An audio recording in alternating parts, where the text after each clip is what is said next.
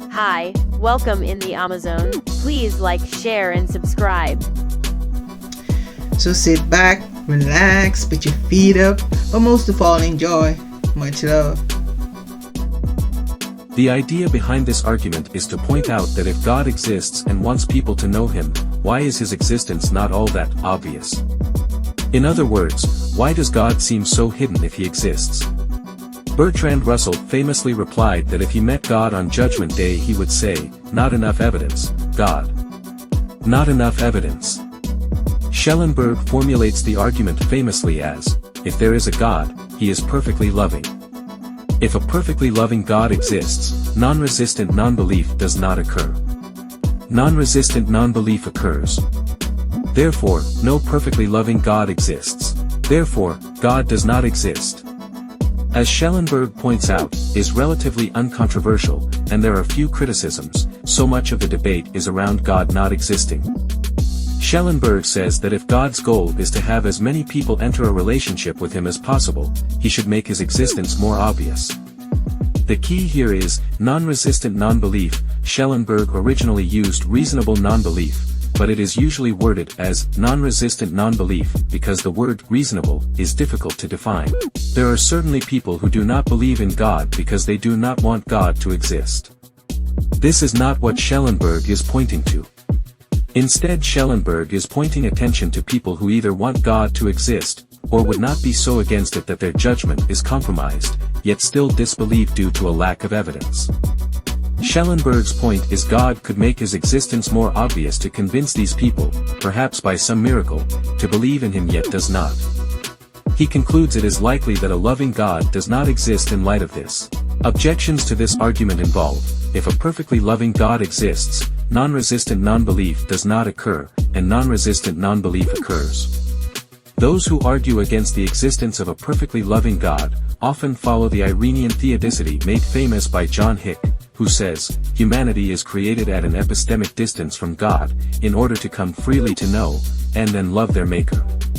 The term epistemic distance refers to the idea that God gives does not intrude by making his existence seem obvious for those who do not want to believe or who do not want a relationship with God. Those who object to a non-resistant non-belief, tend to argue that those who appear to be non-resistant actually have a hidden resistance, perhaps in pride or a faulty epistemology. Finally, some argue God only seems implausible given a modern, post-Enlightenment worldview. These objectors argue the reason God appears hidden is a product of our culture and the, arguably, atheistic tendencies of Enlightenment rationalism. Argument for God, Leibnizian cosmological argument. Cosmological arguments take the form of arguing that we can infer God exists based on existence, causality, the universe, etc. Leibniz's cosmological argument rests on his idea of the principle of sufficient reason, which is his way of saying nothing happens without a reason. He formulates this to help answer the question, why is there something rather than nothing? Leibniz develops the idea of contingency, which is the idea that things are either contingent on other things, they exist because something else exists and it is possible that they do not exist, or necessary, meaning they must exist by their own nature. Leibniz's cosmological argument can be formulated as follows. 1. Everything that exists has an explanation of its existence, either in the necessity of its own nature or in an external cause. 2. If the universe has an explanation for its existence, the explanation is God. 3. The universe exists. Therefore, the universe has an explanation for its existence. 4. The explanation of the universe is not in the necessity of its own nature. Therefore, the explanation of the existence of the universe is God. Premise 1 is just a statement of Leibniz and is relatively uncontroversial. Surprisingly, premise 2 is not that controversial at all. P3 is obviously not controversial either. As a result, the most controversial premise is premise 4. Defenders of Leibniz's argument say that nothing about our universe seems necessary, as this is like arguing every single particle had to exist the way it does.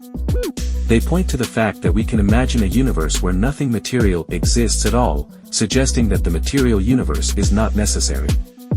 For a defense of this argument, for a more scholarly treatment, and for a more popular level treatment, objections to this argument rest on whether the PSR is really applicable for everything, and whether the universe could be a necessary thing instead of God. For instance, some say there could be brute facts or things that exist for no reason or that have no explanation for their existence. Thanks for watching this video. I hope to see you soon. Till the next time, much love.